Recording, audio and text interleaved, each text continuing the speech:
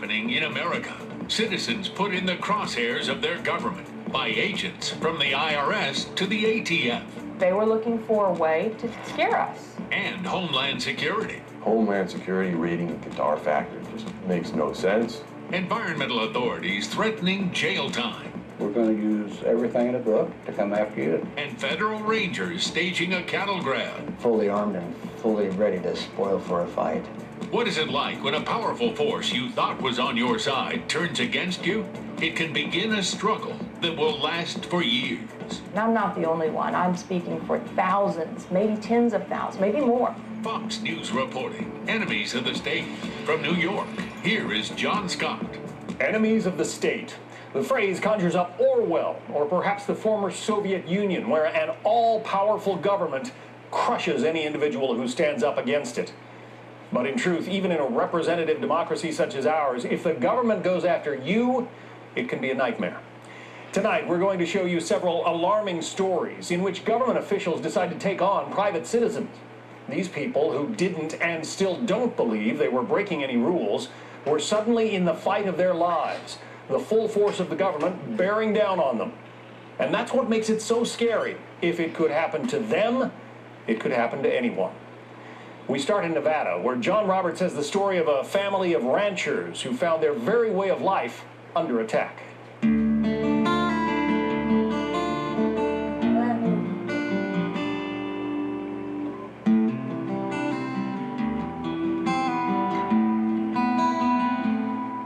The Western Rangelands, vast, scenic, and a battleground for what became known as the Sagebrush Rebellion, a fight that began decades ago between locals and the federal government over land use. The Sagebrush Rebellion got its name from the type of vegetation on a lot of the federal land in the West. Ranchers are complaining that the Bureau of Land Management, BLM, doesn't identify with ranching problems. Wayne Hage Sr. didn't plan to become the face of that rebellion, but that's just what happened. When did your parents buy the Pine Creek Ranch? June of 1978. Wayne Hage Jr. was just 2 when his parents sold their California ranch and bought Pine Creek Ranch in central Nevada. In other words, he can't remember a time when his family hasn't had to fight the government. They bought it for a place that they could raise a family on a ranch and continue their livestock business. The ranch itself is more than 7,000 acres. The purchase also included exclusive access to more than 700,000 acres of adjoining land administered by the federal government, so-called open range. Wayne took a couple of days to show us around. Do you really need that much property? Yes, in this country it takes 320 acres to raise 1 cow for 1 year. Now, the Hages couldn't afford to purchase 750,000 acres, so instead they paid for their smaller piece of private property and at the same time bought the rights to water and grazing on that larger spread. That's the way it's been done out here since the 1860s. These rights have been handed down through purchase or will for more than 100 years and are the reason a ranch like Pine Creek is economically viable. However, that extra land is public property, managed by the Forest Service and the BLM, and that's where the Hages say their problems began. It's not like they weren't warned. My dad bought it knowing that there was a problem down there, but he had worked with the federal agencies in the previous ranch in California and got along with them. And he thought, well, I can work with these folks. Come to find out you can't get along with somebody when they're actually trying to take your property. Why would the government do that? The Hages say the feds were trying to strip them of their rights in order to take control of the land, partly for environmental reasons and the water, which in a desert state is like gold. In fact, many Western ranchers feel the government would like to end their way of life completely.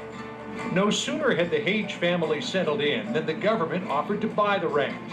Hage declined, so the government filed a claim for his water rights. Wayne Sr. wasn't having it. If the government wanted a fight is what it would get. He contested that claim, starting a battle that would consume the rest of his life. In one 105-day grazing season, your family was visited by government employees 70 times, received an additional 40 certified letters containing various citations and notices. That's more than one visit by the government, in a sense, for every day that you were out there grazing. That's right. One of the violations that they got my dad for, out of the many miles of fence that we have up on the mountain, one of these staples was missing out of one wire in the entire fence. Where was that fence post? That fence post was way on top of that mountain. We sent a man up there to go fix it. How long did it take? It took the man a full day. Pound in a little staple and then get back down. Exactly. Is it fair to say that Pine Creek Ranch was in violation many times? Probably to a strict T. Yeah, we fell in violation. There was no way to keep out of it. But to say were we in violations of the general terms and conditions of these permits that we're operating under compared to other ranchers? Absolutely not. In 1989, a fed-up Wayne Sr. published a book on government abuse of property rights titled Storm Over Rangelands. The Hages claimed that in response, the government reacted by going after them even harder, and by the end of 1990, had suspended one of the Hages' essential grazing permits. We will be observing effects of cattle grazing to the resources.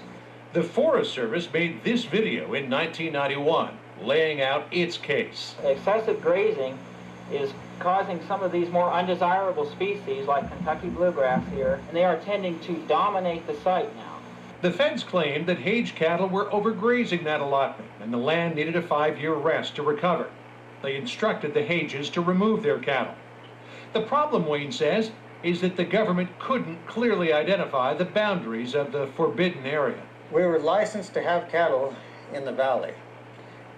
But if cattle got up here in the mountains, they were going to be in trespass, and there's no fence dividing the two. There's 21 miles of unfenced boundary just on this portion alone. The Forest Service couldn't even tell us where the line was, but if a cow got on the other side of that line, they were going to impound that cow without notice. That is exactly what happened. So the cows actually got on that side of the line? Yes. So you were in trespass? Yes. Technically, by the Forest Service regulations, we were in trespass. On July 27, 1991, the Forest Service took action. The government was coming in to take our cows on an impoundment, made a big production out of it. They had 10 federal agents, fully armed and fully ready to spoil for a fight. It didn't turn into a Hollywood-style gunfight. Quite the opposite, actually.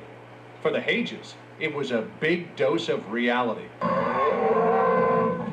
In all, the Forest Service impounded and eventually sold over 100 cattle. Then, they sent Hage a bill for the difference between the sale and the cost of confiscation. That was the final straw, where it was virtually impossible to run cows anymore, because there's no guarantee that we could keep a cow on one side or the other of that imaginary line. With little choice left, the Hages liquidated their herd. Their cattle ranching business was effectively shut down. There was only one option left. They sued the government, claiming their property had been taken without compensation or due process. Just 4 months later, as Wayne Sr. was doing maintenance to get water to his private property, the Forest Service charged him with a felony. He cleaned a ditch. He cleaned a ditch? He did. The ditch was in disrepair. Now, you could not get water through the ditch. And then after we cleared those trees, they came and arrested my father and took him down and convicted him of destroying government property. He was arrested, tried, convicted. Then you went to the Ninth Circuit Court of Appeals. And overturned. Yes, the Ninth Circuit threw that case out. But the damage had been done. By the mid-1990s, the Hages were basically broke and had lost all their grazing permits.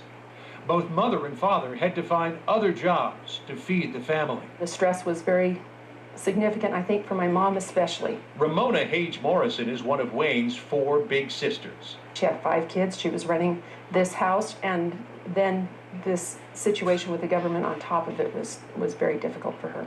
1996, your mother passed away at a young age, complications from stroke. Your sister said she believes it was the stress of government harassment that contributed to your mother's death. No, I believe very much that is the case. She was a very sweet lady and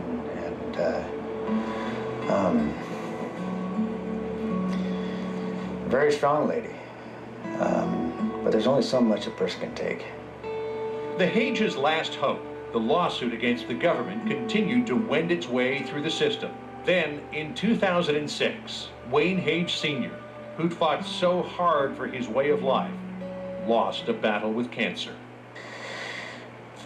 Buried my mother, my father. We buried a lot of people on this deal.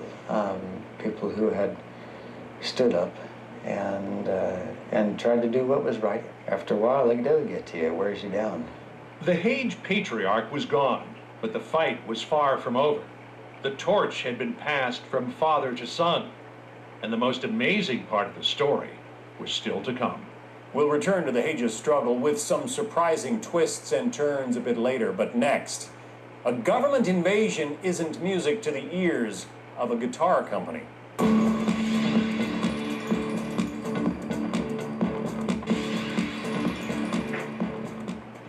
Making guitars is a craft, and sometimes, apparently, it's also a crime. John Roberts took his act on the road to Tennessee to bring us this story.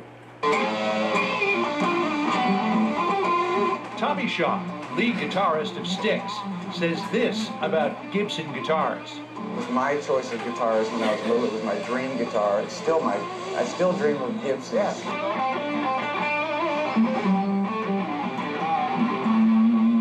The musical world agrees. Gibson, in business for over a century, has 3 domestic factories, 2 in Tennessee and 1 in Montana. This company's been around for a long time. It was founded in 1894. The one in Memphis has daily tours, so visitors can see a guitar made practically from scratch.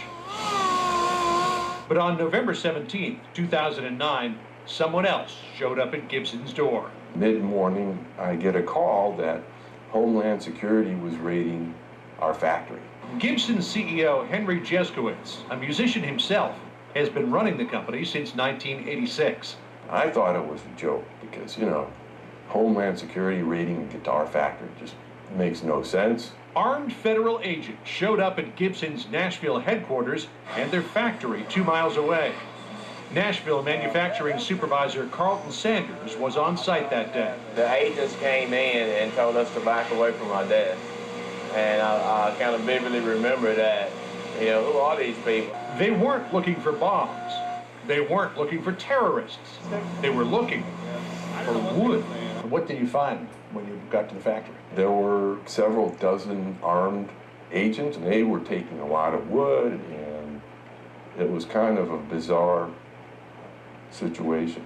The Fish and Wildlife Service were there, along with Homeland Security. They claimed the wood, imported from Madagascar, violated a conservation law known as the Lacey Act. But Gibson said it was the same wood they used all along, wood that many other companies use for their products. We had affidavits from the country of Madagascar and their officials saying that we complied with all of their laws, which the government took exception to.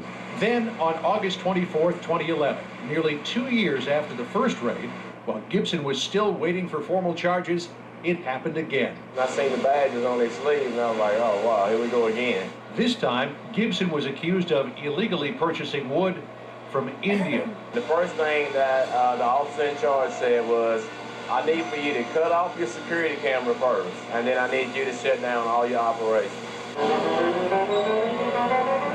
That same day, the Fed simultaneously conducted a raid of the factory in Memphis, too. That's when it became very clear to me that they were not doing well in court.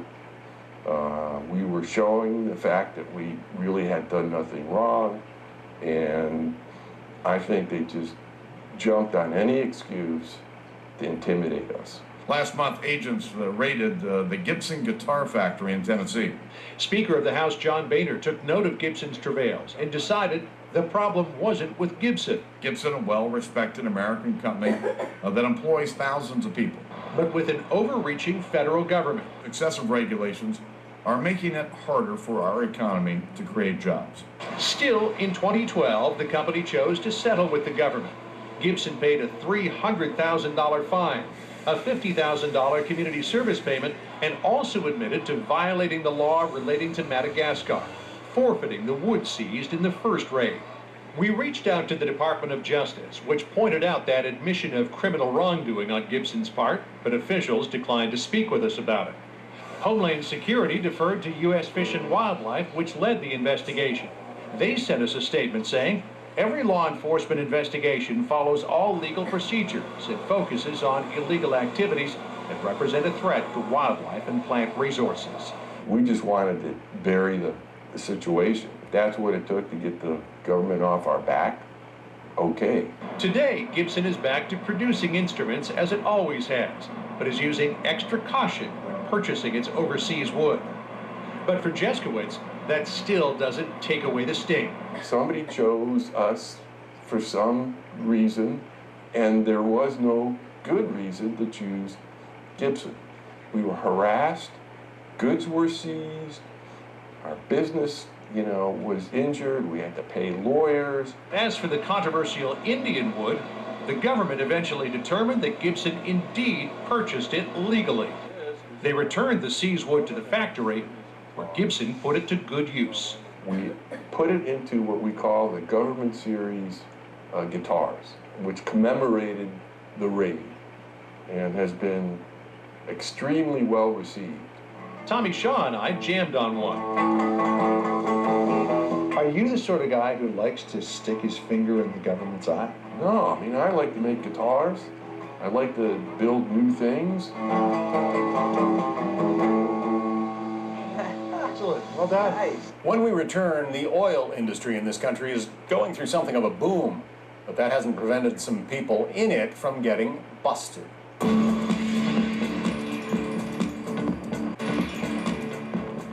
Welcome back. An Oklahoma oil man thought he could help save the economy, but ended up having to fight to save his company. Greg Jarrett reports. Meet Harold Hamm. He's the founder and CEO of Continental Resources, the 14th largest oil company in America. A child of Oklahoma sharecroppers, he went to work as a teenager in the oil fields there, first as a roughneck, then a wildcatter. In 2004, he led the charge in opening up the vast Bakken oil and gas fields of the Northern Plains, using innovative extraction techniques such as hydraulic fracturing, better known as fracking. This new technology would allow America to become energy independent. It will. We've had estimates made by experts in our field now that we could add as much as 3 to 5 million barrels of new oil per day. On July 18, 2011, Hamm was invited to the White House for a giving summit with other wealthy Americans such as Bill Gates and Warren Buffett, who, like Hamm, had pledged to give away at least half their fortunes to charity. You had the opportunity to speak with President Obama. I did.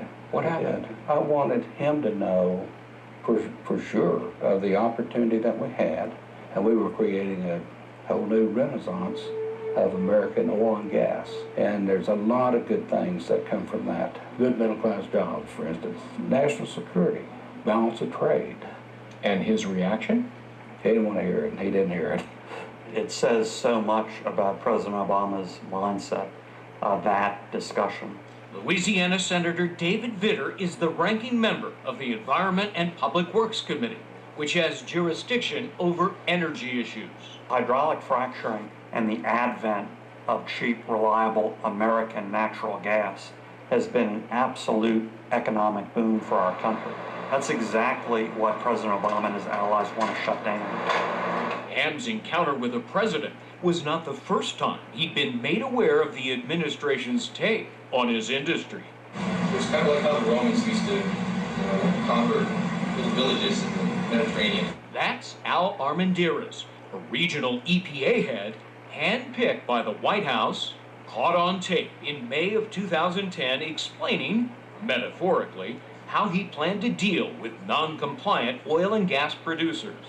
They'd go to a little Turkish town somewhere, they'd find the first 5 guys they saw, they'd crucify them. Later that year, Hamm got a first-hand taste of this philosophy. Armendariz.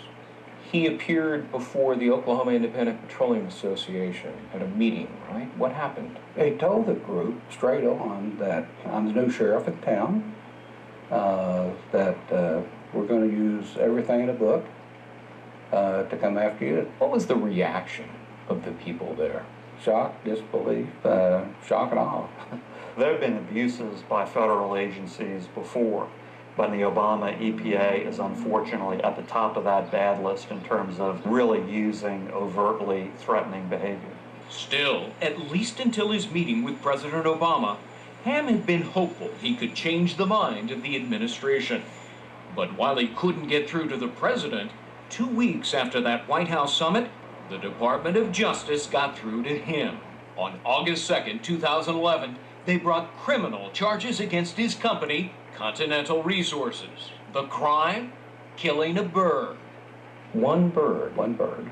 Ham's company was charged with violating the Migratory Bird Treaty Act of 1918 after a special agent of the Fish and Wildlife Service found this dead bird in a reserve pit used to collect the waste and mud from drilling. One bird died allegedly because of your operation. Yes.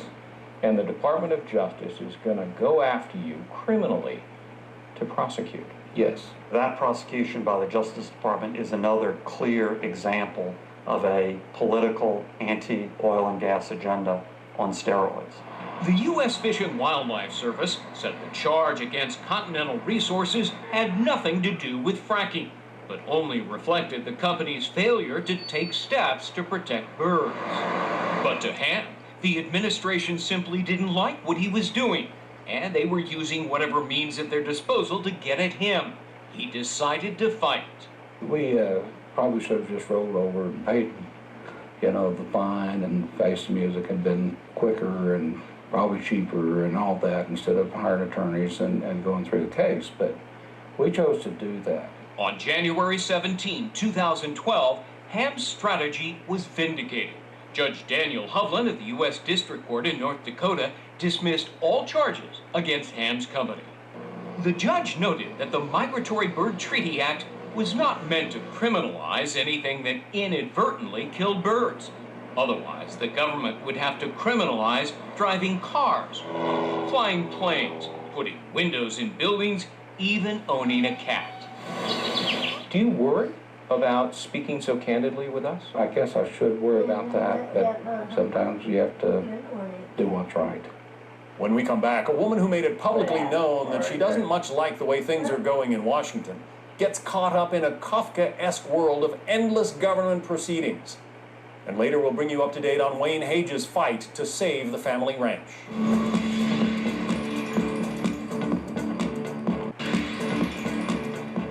Continuing now with Fox News reporting, Enemies of the State. They say you can't fight City Hall. Well, imagine what it's like to take on the White House. Citizens just like me are being targeted by an administration willing to take any action necessary to silence opposition. This is Catherine Engelbrecht, testifying before Congress in February of 2014. I come before you today, Mr. Chairman, on behalf of Americans just like me, asking for a solution to end this ugly chapter of political intimidation. It's a House hearing on the IRS targeting of conservative groups, like those headed by Ms. Engelbrecht.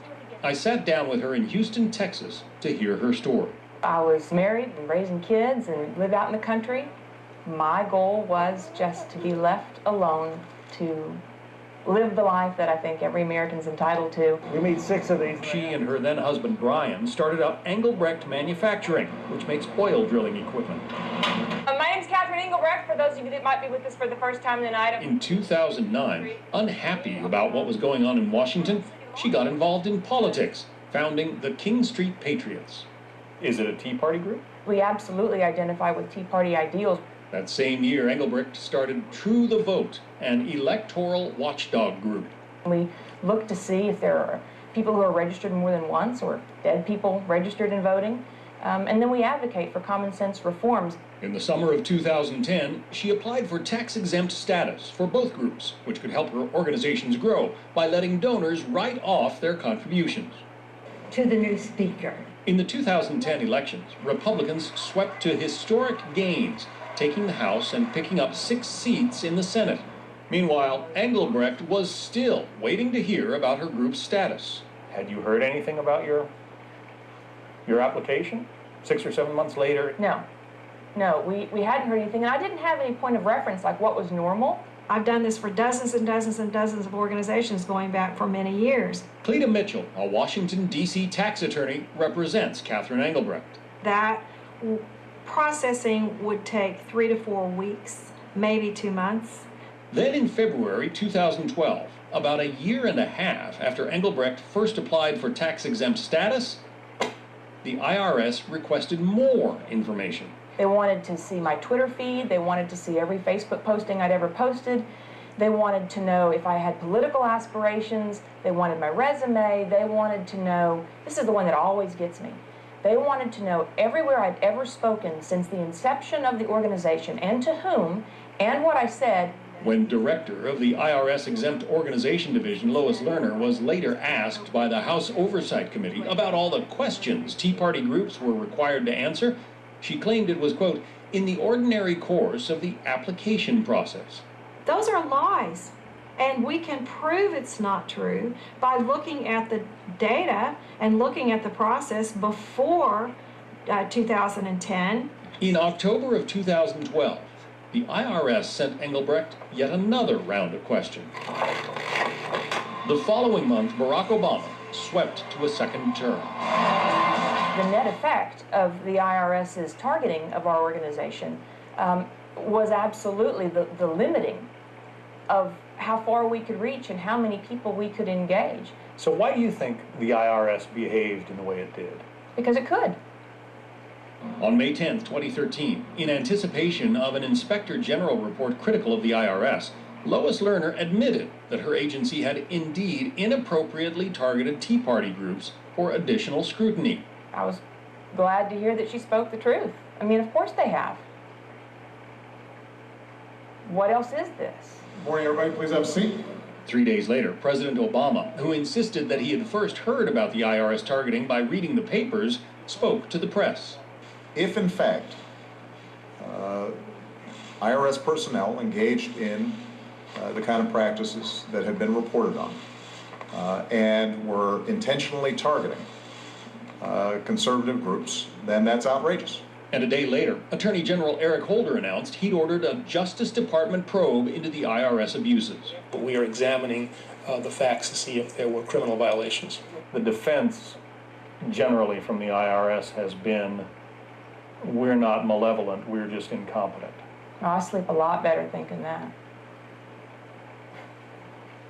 In January 2014, the Department of Justice made it known that though its investigation has not been completed, there were no plans to file criminal charges over the IRS scrutiny of conservative groups. President Obama had this to say to Fox's Bill O'Reilly during their Super Bowl Sunday conversation. You're saying no corruption? None. No, there were some boneheaded decisions. Out of a but no mass corruption. Not even mass corruption. Not even a smidgen of corruption. Okay. Engelbrecht is not convinced. It was open season on political targets. This administration has taken the IRS and used it to its own effect as a weapon. And that should send a chill through every American citizen, whether or not you're conservative. But as Engelbrecht found out, this was only the beginning. Getting a letter from the IRS can be pretty scary, but not as scary as having government agents show up at your doorstep. More on Catherine Engelbrecht's ordeal when we return.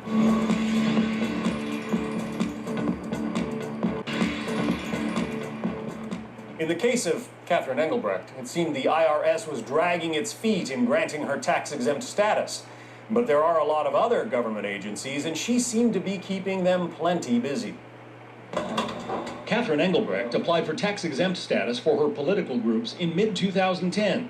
She endured more than 3 years of inaction from the IRS. By late 2013, after becoming a poster child for alleged IRS abuse, her groups were finally granted tax-exempt status. But during that long wait, the IRS kept her occupied in other ways. Aside from the tax-exempt business, right? You had more run-ins with the IRS. Tell us about that. The IRS showed up to audit our business. And we'd never been audited before, so here again, you think, well, maybe I just drew the short straw. And we went through the audits. Those audits of our businesses led to personal audits. In fact, it suddenly seemed the government was interested in every aspect of Engelbrecht's life. In December of 2010, FBI agents made a surprise visit to the meeting place of her Tea Party group, the King Street Patriots in Houston, to ask Engelbrecht a series of questions. It was the domestic terrorism unit, and they wanted information on somebody that attended one of our meetings. You think the FBI thought you were involved with terrorists? I don't know what they thought. Did they ever offer you an explanation as to why they were asking all these questions? No. And they either showed up or called you to check up half a dozen times. Right. That doesn't happen to most people. So they tell me. Then in February 2012, the Bureau of Alcohol, Tobacco, and Firearms showed up unannounced at the Engelbrecht's manufacturing business in Rosenberg, Texas. As it happens, the Engelbrechts are licensed to manufacture firearms. They say they never have. We don't make them. Had you ever had this kind of inspection before from the ATF? No. No. What were they looking for? They were looking for a way to scare us. In July of 2012, yet another federal agency, the Occupational Safety and Health Administration, showed up unannounced at the Engelbrechts' business to conduct a surprise inspection. After spending 2 full days scouring the business for workplace violations, OSHA found several infractions. For example, a forklift operator wasn't using a seatbelt.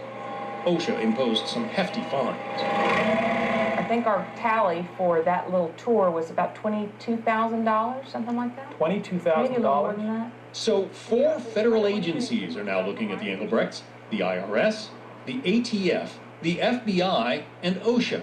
Isn't it possible that this was all just a coincidence? Wouldn't that be great? But you start stacking it all up, and at some point, you know, if it walks like a duck and quacks like a duck, it's probably a duck.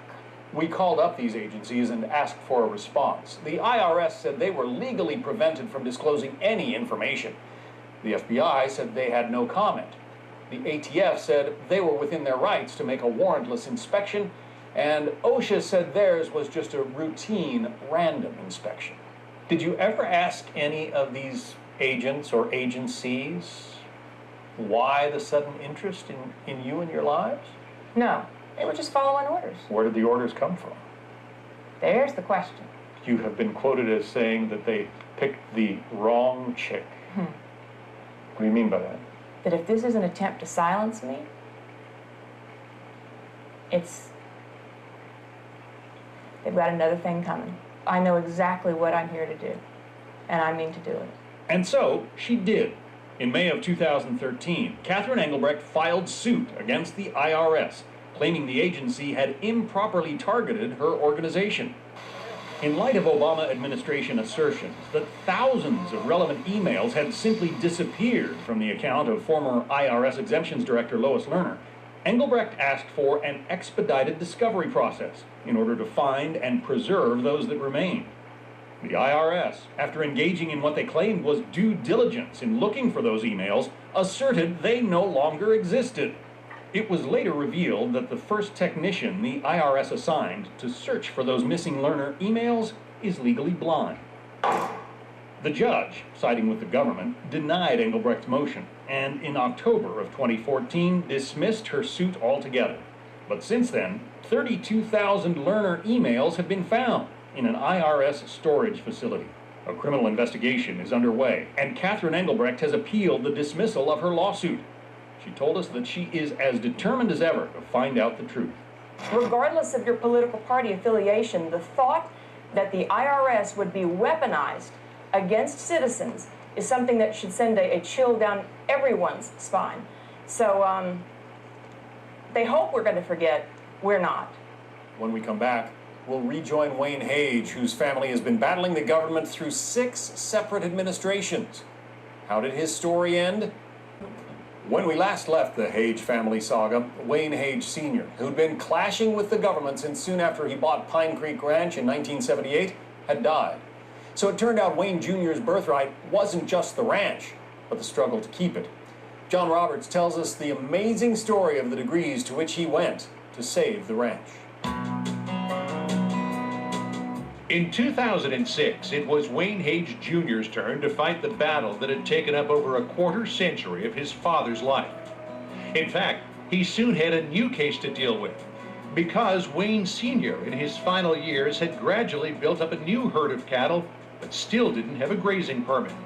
This time, however, when the government threatened to impound more of the Hages livestock, there was a new sheriff in town. Literally.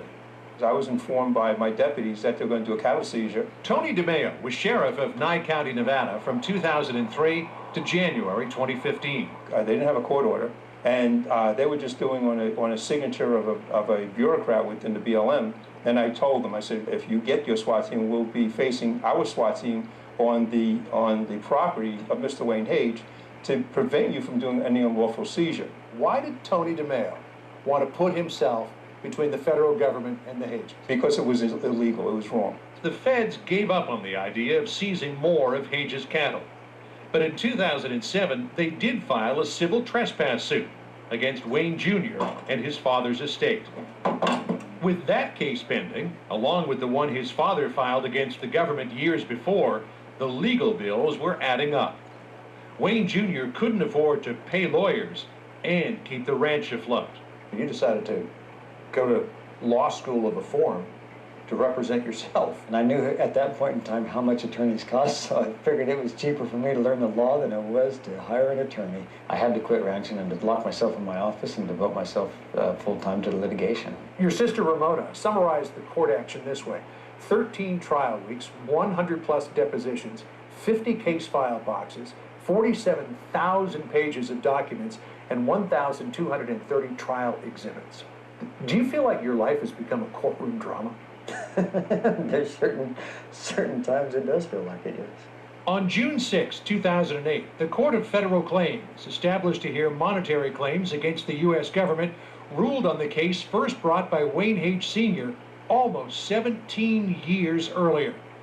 The family prevailed. Judge Lauren Smith awarded the Hage estate more than $4 million, plus another $10 million in interest and attorney's fees. The trespass case, already a year into litigation, would take almost 5 more to sort out. On May 24, 2013, the Hages won another victory. Chief Judge Robert C. Jones of the U.S. District Court in Nevada filed this 104-page ruling, ordering the government to renew their permits. He also found that the government pressured Hage business associates not to do business with them, and that officials conspired to deprive the Hages of their vested water rights. The judge said some of the things that were done by agents of the Bureau of Land Management and the U.S. Forest Service shocked the conscience of the court. He said that several times, that it shocked the conscience of the court, and that it shocked his own. The court did find instances where the Hages willfully allowed cattle to wander onto unpermitted federal lands. The cost of the damage? $165.88. It was a long-awaited vindication and a historic ruling for all Western ranchers fighting for property rights. Even though the Hages won back their rights, they still haven't had their permits renewed. Meanwhile, the U.S. is appealing the case. Do you have any reason to believe that they'll back off? I don't think they'll back off. I asked the Department of Justice attorney.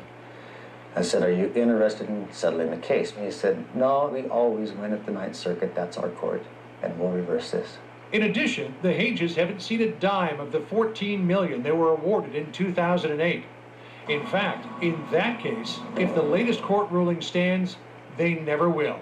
We had hoped to talk to the U.S. Forest Service about all of this to get its side of the story, but they wouldn't talk to Fox News, citing pending litigation. The Bureau of Land Management sent a statement saying, quote, since the appeals process is ongoing, the BLM will not engage in conversations that could affect the outcome. The BLM will respond to questions once litigation concludes. The U.S. Department of Justice also declined our interview requests. The Subcommittee on Public Lands and Environmental Regulations is meeting today to hear testimony on threats, intimidation, and bullying by federal land managing agencies. In late October 2013, Wayne Hage and a group of fellow ranchers testified before Congress. Now, I'm probably going to get retribution for just even being here and talking to you about this. Stories that make the hair stand on the back of your neck. Never held accountable. Now, in our case, they were supposed to be held accountable. Perhaps the hearing will lead to congressional action on regulatory relief. But until then, Wayne Hage Jr. continues the decades-long fight he inherited from his father. Go back to the time when your dad was considering buying the Pine Creek Ranch, what would you say to him? I'd say buy it. Really? Never ask for an easy life, just ask for the strength to get through it. Yeah, I'd do it again. So we've seen 4 examples in which private citizens had trouble with the federal government. In each of our examples, the government had its side of the story, but to the people we talked to, it wasn't a fair fight. The truth is our government is so big and there are so many laws that there's barely a citizen who isn't breaking or stretching some regulation somewhere. And that means most any public official with the inclination has the capacity to make you jump through hoops in ways no one else can. Part of the social contract is we vote for our leaders and then cede them the power to enforce and make the rules. And thus, it's essential that this tremendous power never be used for ideological or personal purposes. Ideally, the government should fear the people, not the other way around. Because when those roles are reversed, suddenly more and more citizens start feeling like enemies of the state. That's our program for tonight. Thanks for watching.